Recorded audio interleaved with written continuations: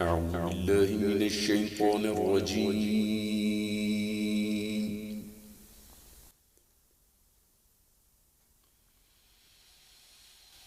بسم الله الرحمن الرحيم.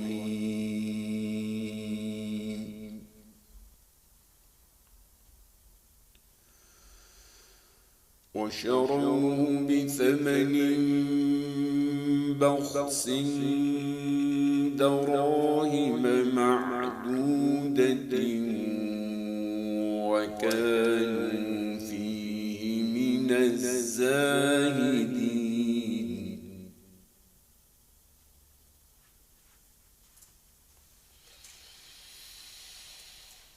وشروه بثمن بخس دراهم معدودة وكانوا فيه من الزاهدين.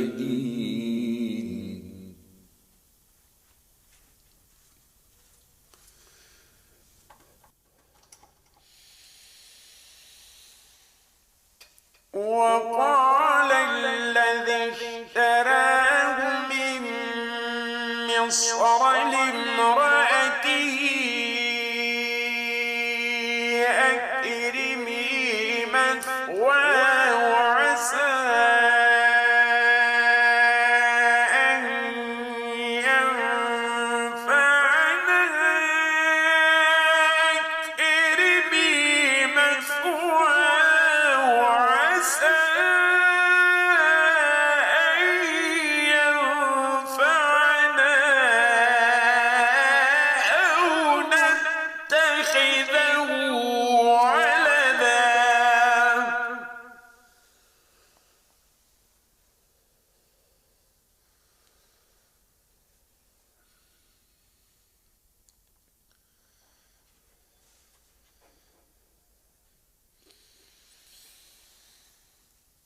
وكذلك مكنا ليوسف في الأرض ولنعلمه من تأويل الأحاديث والله غالب على أمره ولكن أكثر الناس لا يعلمون.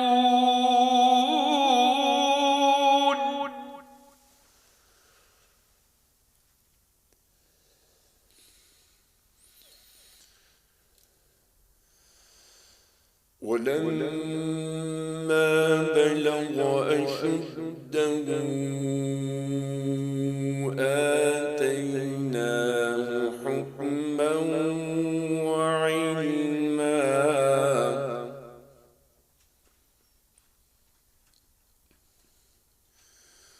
وكذلك نجزي المحسنين.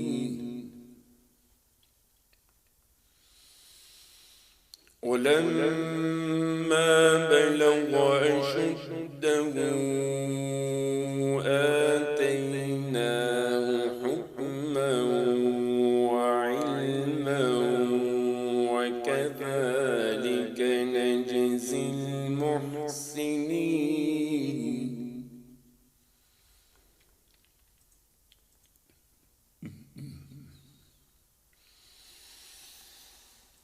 وراودته التي هو في بيتها عن نفسه وغلقت الأبواب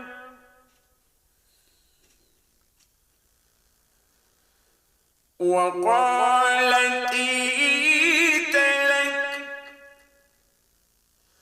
وقالت آيت لك وقالت آيت لك وقالت آيت لك.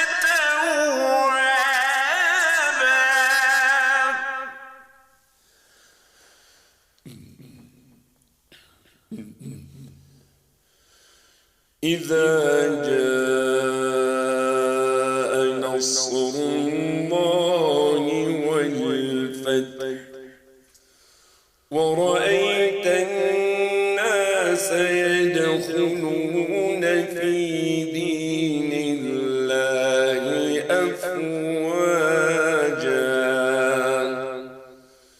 فسبح بحمد ربك واستغفر إنه كان توابا سبحان ربك رب العزة عما يصفون وسلام على المرسلين والحمد لله رب العالمين. الحمد لله رب العالمين والعاقبة للمتقين والصلاة والسلام على حضرة رسوله محمد وعلى آله وصحبه أجمعين آمين يا رب العالمين.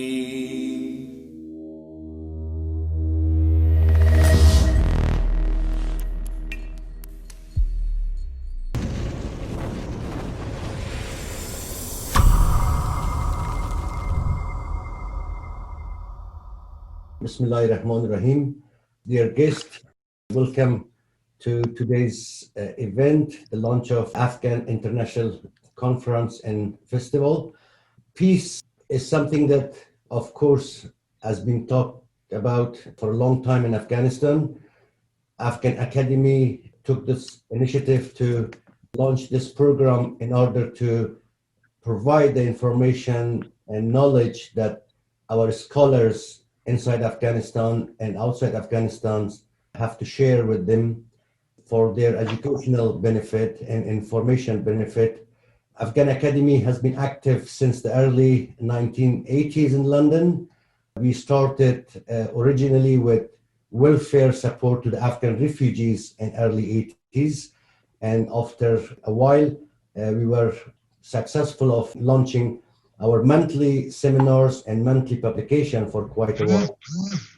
And all our efforts so far was to reflect on educational and cultural material and event for benefit of the community in the UK and hopefully for the Afghans inside and outside Afghanistan. We believe academics and scholars have a great task ahead in every society that they are.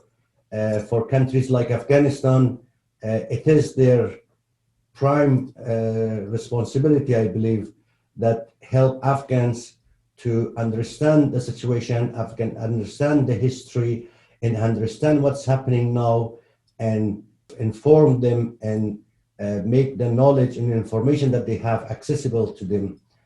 Afghan Academy from beginning was very keen to record all the conferences and seminars that we have. Any event that was taking place in London, we took the camera and recorded that, because in every meeting, of course, there are limited people participating, but in order to have a recorded material for any event and then post that onto social media, our website, and hopefully our TV channel that is coming up soon, will be something that always beneficial for anyone, especially when it comes to Afghans inside and outside Afghanistan. And I'm very proud to have Assiya, Majgan, my wife, who was very keen from beginning, helping the community, helping me in every way possible. And with her hard work and management and initiatives, this conference is taking place today. We will have more talk, hopefully, about peace and other matters in our weekly Zoom meetings. And we just pray for everyone's health and happiness wherever you are, and for the whole world and nations. And I hope Afghans will be something that the past history, the positive images of Afghanistan that we have, that will be reflected, especially for the younger generation that they haven't seen Afghanistan. They experience war and conflict, and sadly the disunity dialogue that taking place now and then. And to us, of course, the side effect of some issues, some dialogues, is very harmful to nations like Afghanistan and Afghans, that they need a healthy environment, healthy knowledge, and full information, different angle of every issues, to be able to judge for themselves and to be able to think for themselves and able to choose for themselves. So I would like Majgan John to say something about the conference, and thank you very much for all being here. God bless. Thank you. Bismillahirrahmanirrahim. First of all, welcome. خوش آمدید. برای کلگی میگیم. I will switch between Farsi, Dari, and English in order to ensure that everyone is accommodated. It is a great honor to have everyone with us, and I would like to say my sincere thanks to all of you who have actually, as soon as I asked you to whether you would be interested to participate, with a straight yes, you have been dedicated, you have actually not let us down, you have actually supported us. This has actually encouraged us to even strive for a bigger conference, because initially we had only a few collaborators and participants who were interested. Last year we wanted to start this off with a few people, and then when we actually felt that there is a huge need, as I was attending some international conferences where I was invited, I still felt that there is a gap of academicians sort of be engaged more fully. I still felt there is a huge sort of gap between what your knowledge has to say and what the community can benefit from it. So hence the entire sort of package developed into making it into a bigger sort of conference and engaging also others, not only just Afghans. So I am really thankful for everyone's support, first of all. So in a minute after we actually played Dr. Sirat Sib's a recording, and believe it or not, with such dedication, such encouragement from such an elderly person, I am over the moon, to be honest. I can't express how thankful I am. I'm also tearful. And to be honest, we have to raise the voice of the people in Afghanistan.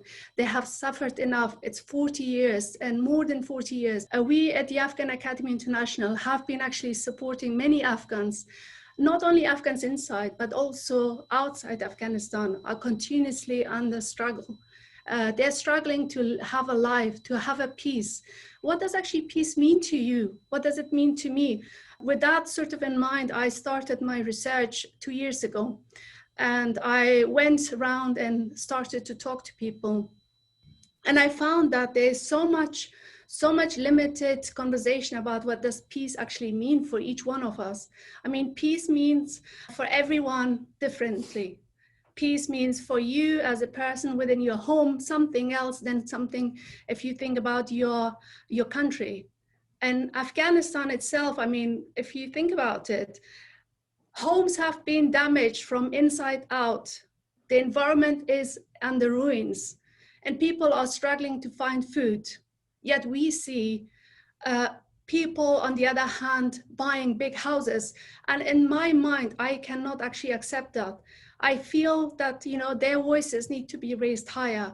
And with your support, with your dedication, with your encouragement, we can actually bring more debates about these issues, that politicians, policymakers who make the decisions from now on actually listen to what we all have to say. You know, if we don't do this, this is our social and human responsibility as a human being to ensure that we actually voice out their voiceless voices. You know, they're crying from inside out, and it is impossible for me to go to sleep when I know that people are actually suffering.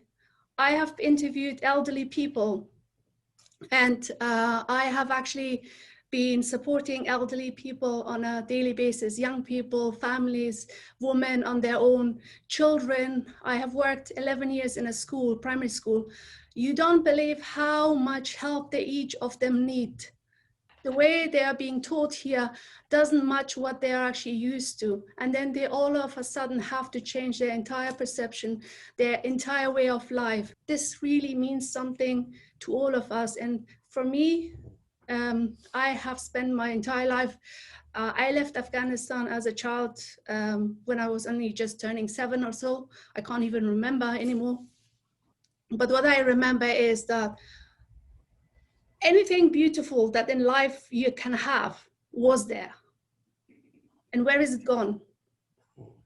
Where is it gone? Why do we have to go through all of this messy situation? Why are people being sort of displaced? People have been displaced for 40 years.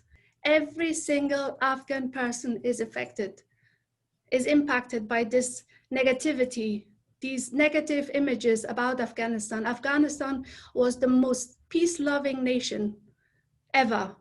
As far as I can tell, it's actually embedded within our blood. It's embedded within the way we actually behave as human beings.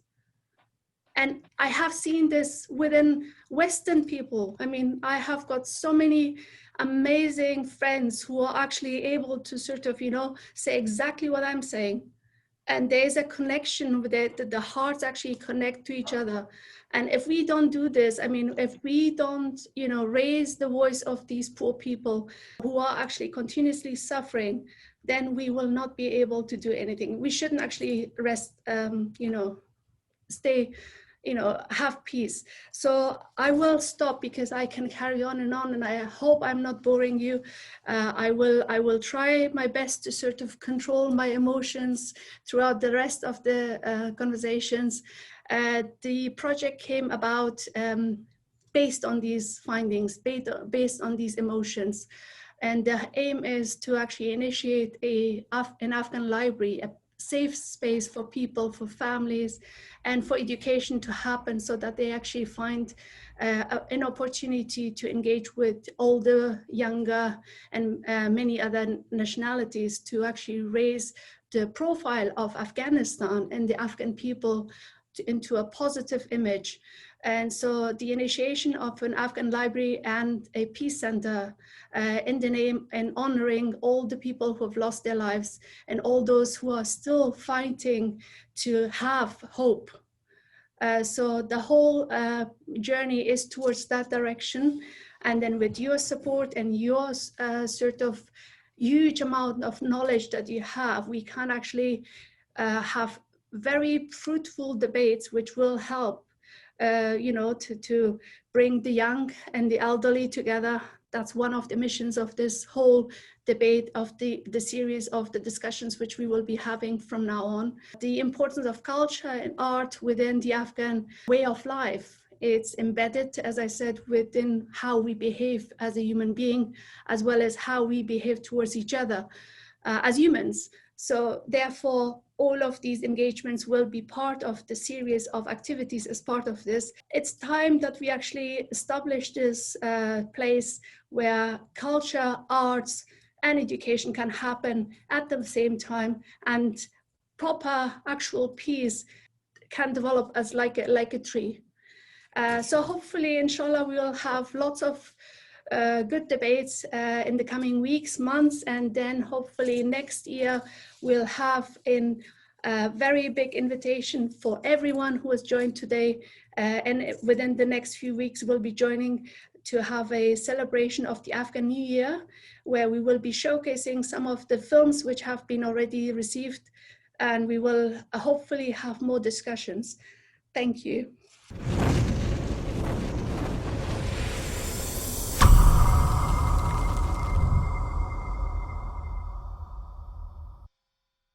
We are very grateful of Dr. Abdul Satar Sirat, who was actually he wasn't able to join us, but he has actually sent us his pre-recorded support. Thank you. And Dr. Seb Sharoni, welcome. Bakhair Ramadan. Dr. Seb Saidi, welcome. Bakhair Ramadan. Salam Seb.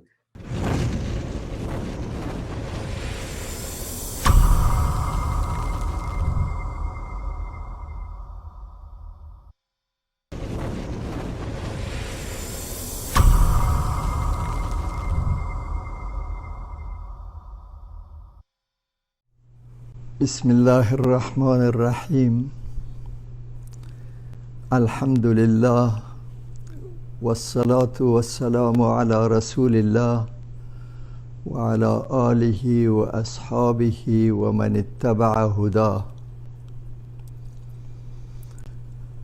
اما بعد، هموطنان عزیز، دوستان گرامی، بینندگان و شنوندگان محترم، السلام علیکم و رحمت الله و برکاته.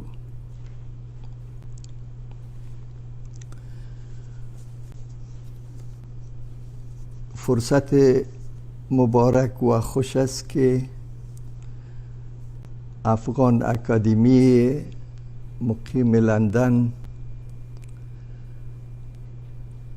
در حساسترین موقع حالت ملت مسلمان و مجاهد و مظلوم افغانستان جلسه و همایشی را ترتیب کردن که از طریق آن تحقیق مسائل افغانستان و معرفی حقایق افغانستان در جهان غرب و تنویر ابنای افغان که در غرب تولد شدند، جوان شدند و فعلا در اواسط عمر زندگی به سر میبرند، برای معرفی حقایق افغانستان افغان اکادمی پروگرام هایی داره و مخصوصا در رابطه با صلح افغانستان، صلحی که ملت افغان از 4 دهه به این طرف او را از دست داده، صلحی که در افغانستان مفقود است و ملت افغان مانند آب حیات و هوا و غذا به او احتیاج داره.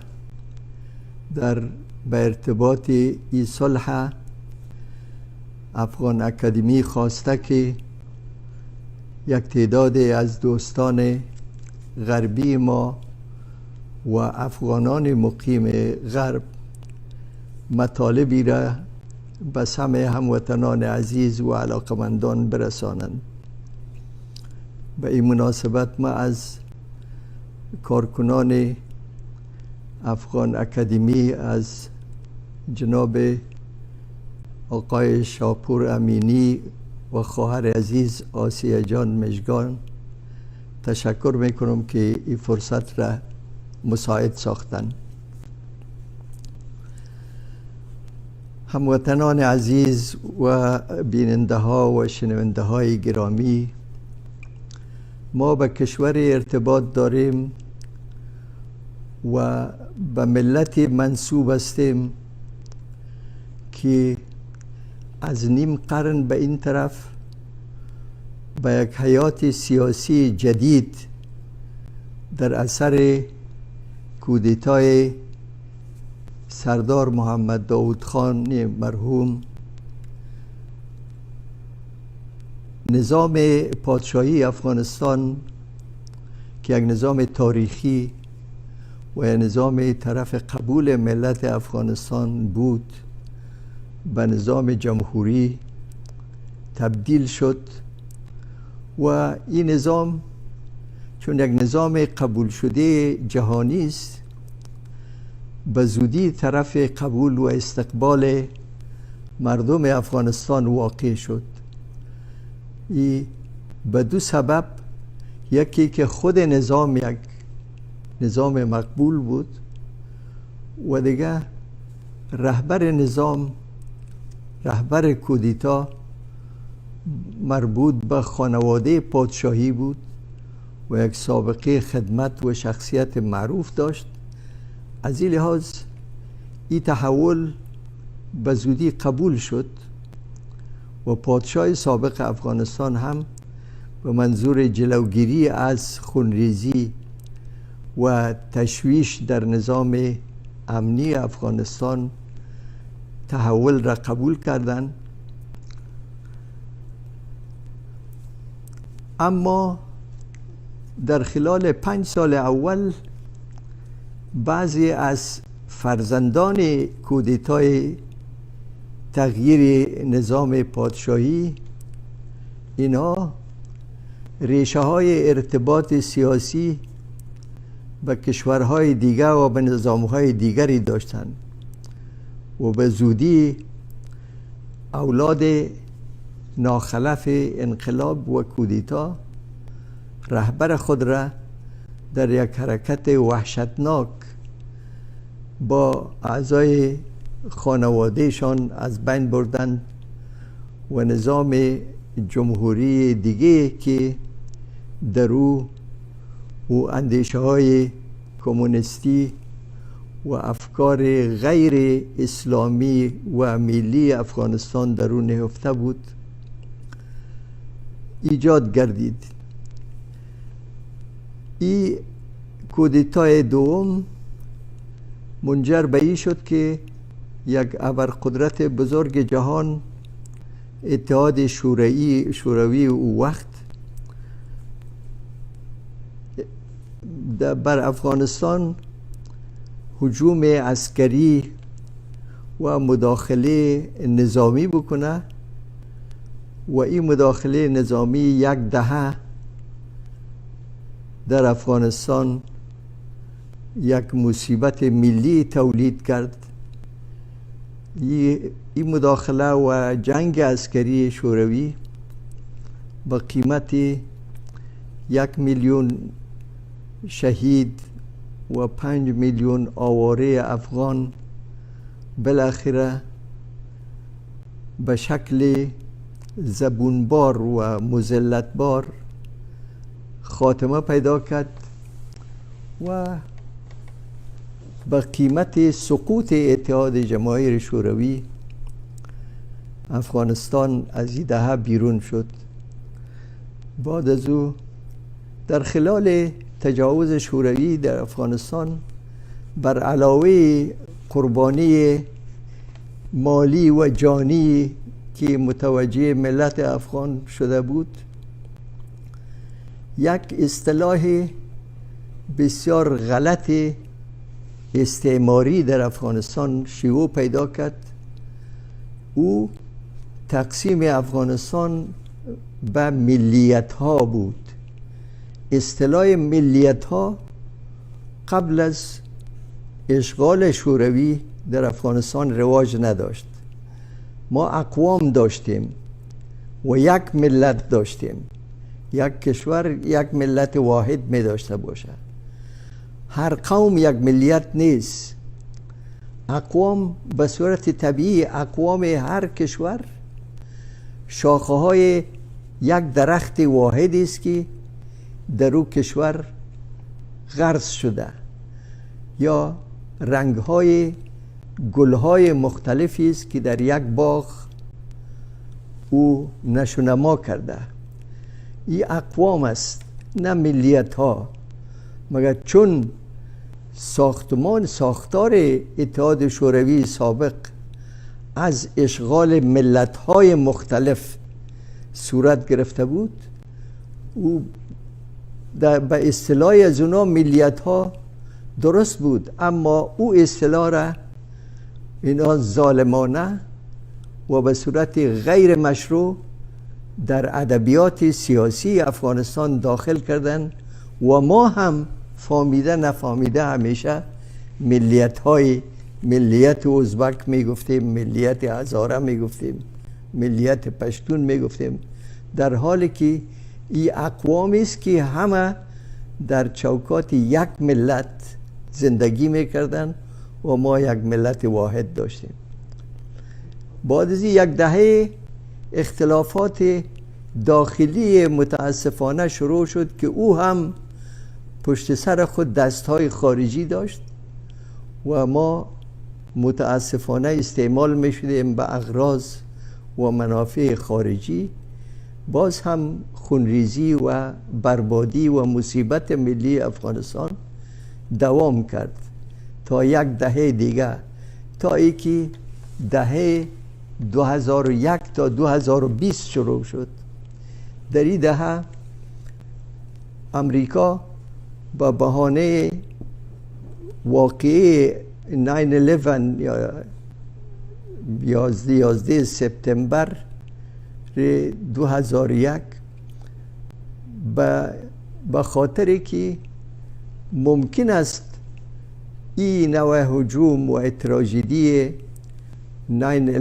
در افغانستان طرح شده باشه، در حالی که متهمین این قضیه یک نفرم از اتباع افغانستان نبودن و اینا به کشورهای ارتباط داشتن که او کشورها روابط و دوستی خاصی با امریکا داشتن و منافع اقتصادی امریکا با او کشورها اجازه نمیداد که تا این اتهام به سوی اونها متوجه شود، بلکه ای به طرف کشور بیچاره و ناتوانی که 2 دهه جنگ گذشتانده بود این را متوجه از او ساختن و اشغال عسکری امریکا در افغانستان صورت گرفت و او اشغال هم نه به اختیار افغان ها بود، نه کدام تصمیم قانونی جهانی در اون مورد بود، بلکه تصمیم تنها اداره او وقتی جورج دبلیو بوش این تصمیم را گرفت و بعد از سپتامبر در 7 اکتبر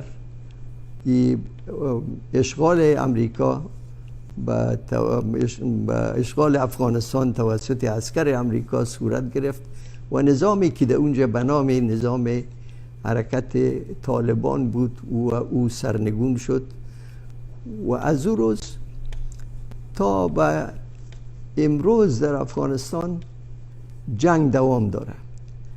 اشغال امریکا یا مداخله امریکا به زیر عنوان مجادله با تروریسم و آوردن یا صدور دموکراسی به افغانستان و یک نظام شبیه نظام امریکا که او سیستم ریاستی بود او رو در افغانستان پیاده کردن، مگر تا امروز بدبختانه نه دموکراسی تأمین شد به معنای مشروع قانونیش و نه تروریسم از بین رفت، بلکه تروریسم زیادتر شد، جنگ زیادتر شد و این 20 سال خسارات صدها هزار افغان و هزاران امریکایی و از لشکر ناتو از بین رفتن، مگر صلح در افغانستان نیامد. افغانستان در خلال 40 سال گذشته در پالوی یکی میلیونان افغان یا شهید یا معیوب یا مهاجر یا آواره و کشته شدند، مگر مصیبت بزرگترین افغان ها ای بود که ما تمامیت ملی خود را از دست دادیم. وحدت ملی ما صدمه دید. ما به اقوام تقسیم شدیم، به مذاهب تقسیم شدیم، به منافع کشورهای مختلف منطقه و جهان تقسیم شدیم. هر کشورهای منطقه، کشورهای بزرگ و تمام کشورهای جهان به خاطر اهمیت استراتژیک طبیعی جغرافیایی ما و به خاطر منابع طبیعی سرشار ما و به خاطر بیچارگی ملت و عدم توان ما هم دستشان، هم پایشان، هم چشمشان، هم مداخلهشان به داخل افغانستان بود و تمام مسائل ملی ما سلب شدند. ما تصمیم نگرفتیم، حکومت برای ما به توسط دیگران ساخته شد، نظام ما به توسط دیگران، قانون اساسی ما به توسط دیگران ساخته شد. ما فقط آله دست مداخله بودیم و قربانی مداخله خارجی بودیم و تا امروز کشورهای مختلف منافع خاص خود را در ساحه افغانستان به دست میارن و هیچ کدام در پالوی منافع خود منافع ملی افغانستان را بدبختانه در نظر ندارن. امروز موضوع صلح در افغانستان مطرح است و فعلا در مرکز قطر در دوحه مذاکرات صلح میان هیئت‌های افغانی جریان داره یا هنوز شروع نشده. مذاکراتی که تقریبا ترکیب هیئت و یک جای شدن هیئت 6 ماه گرفت. هنوز در قریب یک هفته هنوز که هیئت‌ها یک جای شدن، مذاکره شروع نشده و خود مذاکره در محل مذاکره اختلاف منافع منطقوی است. کشورهایی در منطقه وجود داره که اونا نمیخواین که مذاکرات در قطر باشه. از این لحاظ اونا شاید تخریب کنن یا اونا مخالفی از این باشن و منافع مختلفی، دستهای مختلفی در این مذاکرات است که صلح را اینا خودشان دیزاین کنن. صلح مثل که جنگ افغانستان در 40 سال گذشته جنگ افغان نبود، جنگی که به توسط افغان شروع و ختم نشد مگر قربانی را افغان داد، مگر افغان کشته شد، مگر افغانستان ویران شد، افغانستان تخریب شد. اما خود جنگ از طرف دیگران تحمیل شد و امروز که مذاکرات یا آوازی صلح است، صلح امو شدیدترین نیازمندی ملی افغانستان است. صلح یک حق طبیعی هر انسان و هر موجود زندگان است. حتی حیوان حق داره که در صلح و آرامی زندگی بکنه. از این و صلح این تشویش موجود است که مثل که جنگ ما نبود، نه ای که صلح ما هم صلح دیگران باشه و دیگران مثل که جنگ را تحمیل کردن و با اساس منافع خودشان و نشوه که صلح را هم با اساس منافع خود بر ما تحمیل کنند. ما صلحی داشته باشیم که او در زندگانی ما را در داخل افغانستان آرام نسازه مگر منافع خارجی را تأمین بکنه. این اصل ما صلح وقتی که حق مردم افغانستان است، صلح یک حق ملی بر مردم افغانستان است، باید به مردم افغانستان موقع داده شود یا ملت افغانستان این حق خود را به دست بیاره که صلحی که او میخواهد به اشتراک از او صلح ملی در افغانستان ایجاد شود. تنها موافقت بین دو هیئت یا مذاکرات یک هیئت این ممکن است مشکلات این هیئت ها را رفع بکنه، مگر صلح را آورده نمیتونه. اگر صلح بیاید، صلح تنها یک نیازمندی که او ایجاد شوه او نیست، بلکه نیازمندی برای صلح دوام صلح است، محافظت صلح است، صلح چنوه حمایت شوه و صلح موجب ثبات یک دولت شوه و صلح موجب ایجاد یک نظام عادلانه و یک نظام ملی در دولت شوه. کل از این سوالات هنوز جواب قاطع و روشن نداره. امید ما به حیث یک افغان است که متاسفانه ما مثل که تمامیت ملی خود را از دست داده یا صدمه دیده وحدت ملی ما ملت واحد ما به ملت ها تقسیم شده، به ملیت ها تقسیم شده.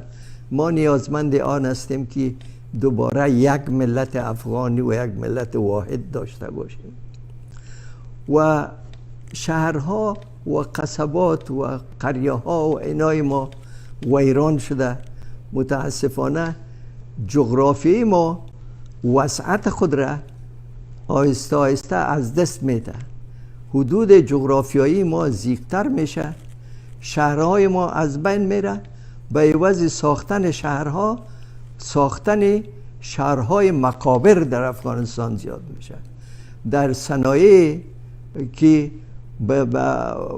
ما در برابطه با وسعت و توسعه ملی و اقتصادی داشته باشیم، او صنایع از بین میره. جوان ما ایوازی که کوه معدن بکنه او میره قبرستان میکنه. نجار ما و ایوازی که شهر بسازه و دروازه و کلکین بسازه او تابوت میسازه.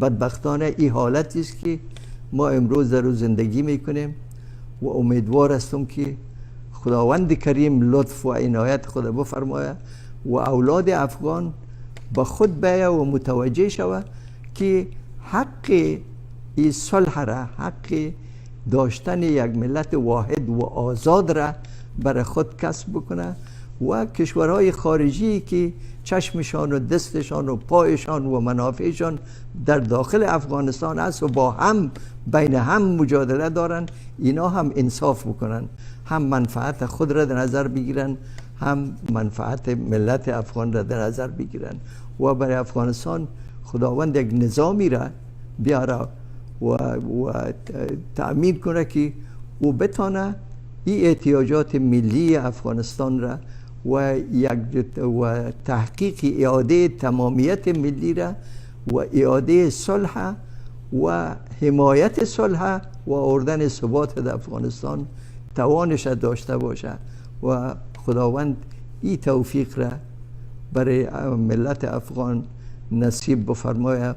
باز هم از افغان اکادمی تشکر میکنم. امید است یک مرکز تحقیقات مسائل افغانستان در لندن باشه و احتیاج شدید داریم. متاسفانه کشورهای غربی حقایق افغانستان را مثل که هست نمیشناسند و مخصوصا انگلستان باید نسبت به دیگر کشورهای غربی زیادتر ما را میشناختن، به خاطر که ما اینا با اینا سابق تاریخی و سیاه و سفید داریم اینا و از همه بیشتر ما یک نسل کلان افغان که جوان شدن، اینا در غرب تولد شدن، در غرب کلان شدن، اولاد از اینا، فامیل های از اینا از حقایق کشور خود به دور ماندن.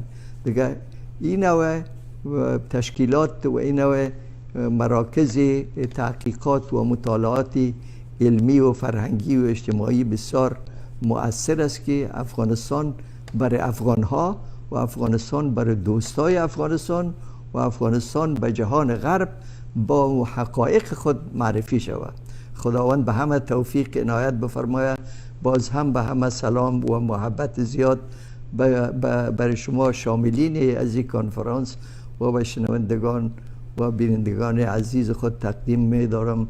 السلام علیکم و رحمت الله و برکاته.